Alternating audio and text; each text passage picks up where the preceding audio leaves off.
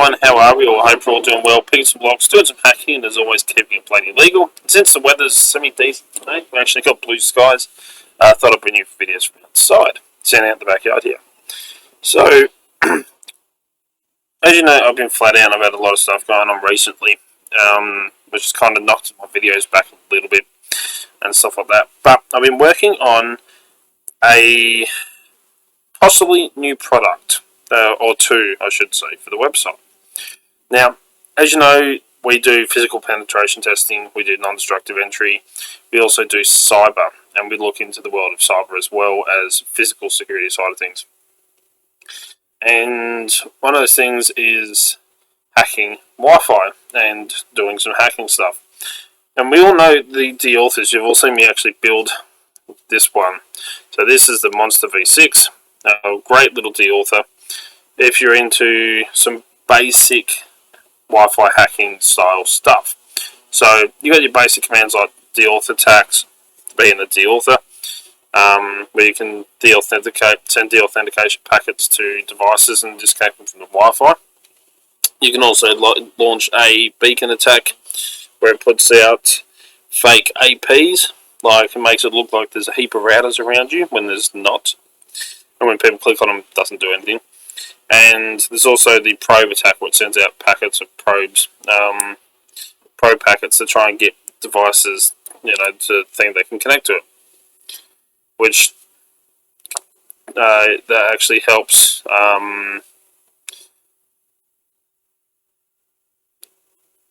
confuse Wi-Fi trackers in a way. I'm trying to think of a word to use other than confused, but confused will do. So that is the V2. Like this is the V6 Deauther, but V2, that's the second version of Deauther, and that's what everyone knows and sees. All the little ones that are very popular as well, they're all V2s. I've been making a V3, so this is a possible new product. Now, if people are interested in it, let me know in the comments section, and that way I know whether to actually release this as a product or not. But the guys who brought the Deauthher V2 worked with the guys from Hack5, and they also made a Deauthher V3. So this is the third version of the software for it, or the firmware, I should say, actually, not software. Now, the thing with this, as I said, you have three basic functions. This also has a clock, torch, if you want to do it, and you can see packets, how many packets of data are being transmitted on any channel. And that's about it. It is very limited in what it can do, whereas the V3 has a lot more functionality to it, and you can actually do a hell of a lot more stuff with it. It has the same three basic functions that we all know and love, but you can also create rogue IP addresses. You can find out, or actually locate devices by signal strength testing. You can do a lot more with this than what you can with that one. So if you've got one of these and you play with these and you're ready to take the next step up, or again if you're into physical penetration testing and stuff like that, and you want a piece of kit for cyber, and you want to take the next step in hacking Wi-Fi trace and devices and stuff like that, this is a handy little device to get. And as I said, I'm looking at selling these off on the website along with what we call a captive portal. So another device similar to this, but it's used for phishing Wi-Fi passwords. So that'll be another video because it's another device. But anyway, unlike this one here, which can all be done through the screen and through a web interface that you can access through your phone or your tablet or your computer that you can connect to this. This one is serial input, so you need to run it through your laptop through a cable because it's all command line based. And in order to actually do that as well, you need to download and get Monitor. So Monitor is the program that's used to access this. So let me bring up my screen capture. And we're going to go all crazy like at the moment. And I'm going to bring my laptop camera. I'm going to shrink that down a bit. So you can still see me, but yeah, that should do it. Alright, let's go in here. So, I'll show you. So we'll open up Brave. So you can get Hunter off of GitHub. You can actually download it. So if you go down, let's access V2, V3.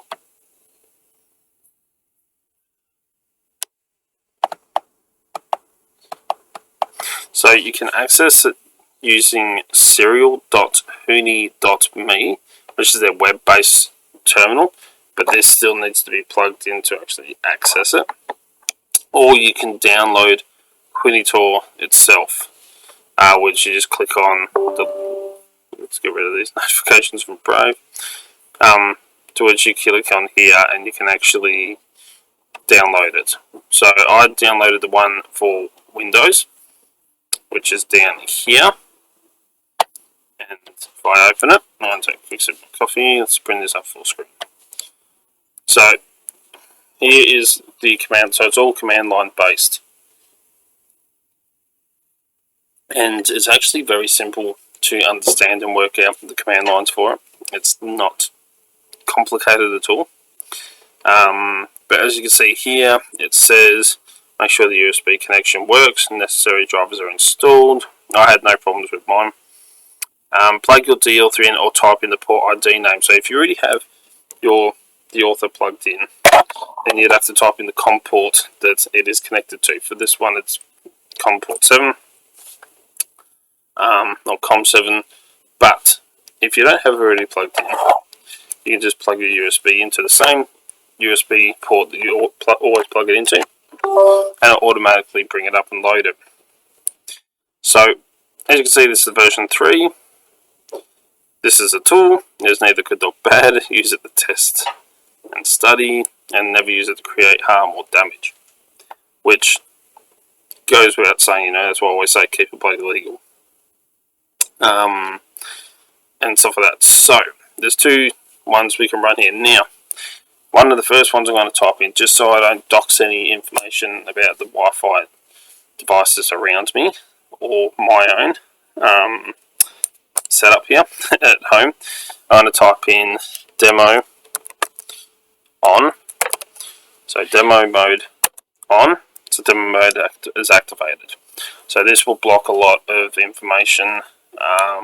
It's a good one to use as well if you're doing presentations, so you don't dox people's devices and stuff like that. It's a good one to put in, so it actually blocks out and covers up a lot of information that would be freely visible. I mean, you can still see like MAC addresses, but it blocks out most of the numbers and stuff.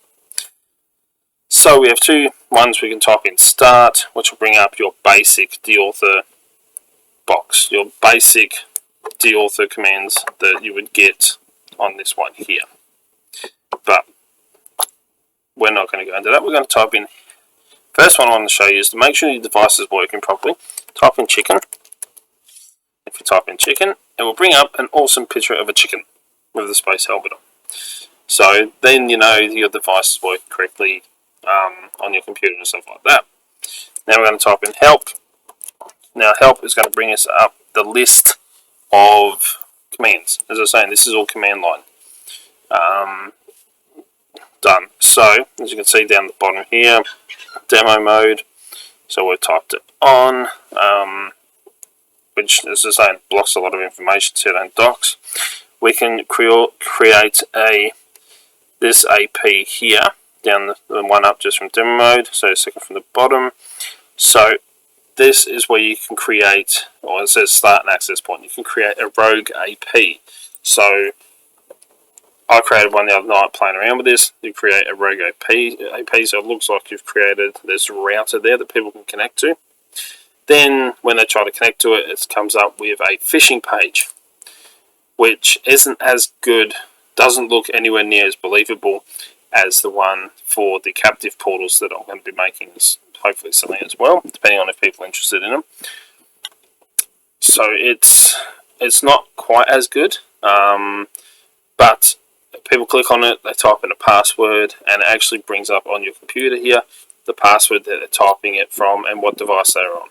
So you can do that. You can put on the sleep, wait, vendor. So look up the vendor by the MAC address and stuff like that. Again, chicken, needs more chicken. Restart, reboot, history, the last 30 or 10 commands, sorry. Stop, which stops all your attacks. Memory usage of RAM, clear, so clears the ports here. Oh, what's going on? Alias, so you can manage aliases for MAC addresses. Probe, so you can send probe requests for Wi-Fi networks. Again, as I was saying, that confuses Wi-Fi trackers and stuff like that. And you can see the command lines that are written here. So if you type in probe, SSIDs where it's got value, then you would type in the names of your routers that you want to make look like there's around you. So you put, free Wi-Fi, chicken nuggets Wi-Fi, bloke next door's Wi-Fi, any name you want, and then it will create these, try and give devices to connect to them. Anyway, deauth, again, deauthenticate, disconnect Wi-Fi connections. Again, it tells you exactly how to type out the command line that you need to type out in order for it to work. Beacon, this one is where you can have a bit of fun and again put out a heap of fake SSIDs or fake network advertisement beacons. So again, you can make like these ones here. When you get these devices and you set these up, they rickroll, so they put out on the networks the whole never going to give you up, never going to let you down, never going to. So yeah, it actually rickrolls with that. You can have a bit of fun. My son has the smaller version of this, little version of Deauther, and he goes around and he copies people's Wi-Fi network names because you can clone it, and then he'll spam it out like 80 times. So there's like 80 of the same Wi-Fi network. So McDonald's free Wi-Fi, and he'll spam it out. So when people go to look for it, there's 80 McDonald's free Wi-Fis, or 81 because of the original one. But yeah, it's a bit funny. Results again, RSSI. So that there is signal strength scan. So you can actually track down devices, say a laptop or a phone, by the strength of its signal. Again, type it all in if you know what the MAC address is that you're trying to track down and stuff like that. Authentication scan, and scan. So scan is something else that you can actually do with these. You can scan to see what Wi-Fi devices are there. You can scan for access points, routers, the stations, which is devices, or both. So when it comes to scanning, this one actually shows you a lot more information as well than what these ones can. And as I say, this, even though it's command lines and you need a laptop to run it, you can do a hell of a lot more. And having this plugged in, it doesn't stick out. It's not a big, huge thing. I mean, you're not going to get a massive amount of range. You're not going to be able to cover like a whole block with one of these devices. But, if you're in an area or next to a building, or you're in a cafe or something like that, for example, you can actually scan what's around you, or your workplace if it's part of your job kind of thing. Anything that's within a certain radius. I haven't exactly tested how far I can actually get these to go. So I'm going to type in clear now to give me a fresh screen. Now, as I say, if you type in start, it's going to bring up your basic scan, beacon, deauth, probe, alias, and results. So, beacon, deauth, probe, and scan, this device can do. The alias and results, something this one can't do. But let's just type in, for example, scan. Now, it's going to take you through all the commands. So, it tells you what to do pretty much. So, remember, we have demo mode on, so a lot of stuff's going to be covered up. So what do you wish to scan for? AP access points, Wi-Fi networks, ST stations, Wi-Fi client devices, or both. Now the default is both, so we'll just click enter because we want both. One station at a time, scan how long, default 20, we'll go with that. Scan on which channels, 1 to 14, That's what we want to do. Now, this only does 2.4 gigahertz. It doesn't do 5G. Okay, it's sound for, yep, so I'm just going to continue to go. No, I don't want to just keep previous scan results.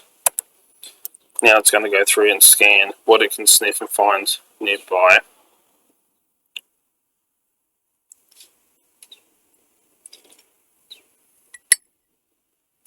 Now, one of the things, as I say, I like about this is it tells you so much more information than one of these Deauthers. It really does. And there we go. Our scan is done. So this one tells you a hell of a lot more of what's around. It tells you the signal strength. And as you can see, the MAC addresses and everything, because we're running demo mode, our MAC addresses are blocked. It covers them up. But when in demo mode, it shows all the MAC addresses for around. But it tells you how many packets, the signal strength, the vendor, so what manufactured device is, what access point it's connected to, and the probe requests, the SSID, the MAC address, base SSID. It tells you so much more information than a standard Deauthor. And again, very, very easy to use because the command lines are very self-explanatory, and it tells you how to write them out. So it's possible new product that I'm going to do and release and stuff like that. So you can create a rogue AP. I would show you that, but there's no real point because there is, but there isn't. I can create a rogue AP, but it comes up, I have to connect to it on a different device. I can't connect to it on the laptop while I'm using the laptop, kind of thing, and stuff like that. So, but you can create a rogue AP, which people can connect to. They can type in the password and then type in the password, or you can leave it open. They have to type in a password and stuff like that. Which, to me, the rogue AP on this isn't as good as a rogue AP setup that you can create with a captive portal, which is another device I'm looking at producing and selling. So anyway, there we go. I want to get out of this now, and we'll go back up to OBS here, and let's close display capture, and we'll bring my screen up a little bit bigger. So anyway, let us know what you think when it comes to these. Would you be interested in purchasing one of these? They'd be around the $30 to $40 range. By the time the price of the boards and everything, and flashing the software, make sure they all work, and the cases and everything like that, it's around $30 to $40 for one of these. And the same will be for the captive portals. They'll come in a little device case like this, and then you just plug in a micro USB connection. But anyway, that's what I have for you today. If you'd like to see, hit that thumbs up. Really do bloody appreciate it. I'm going to try and get some work done when this weather's bloody nice. Probably finish mowing the back lawn again because it needs doing again. But as always, check out all links in the description down below. Hit that thumbs up. Don't forget to subscribe. Don't forget to subscribe because I don't think you have already. And until next time, cheers guys.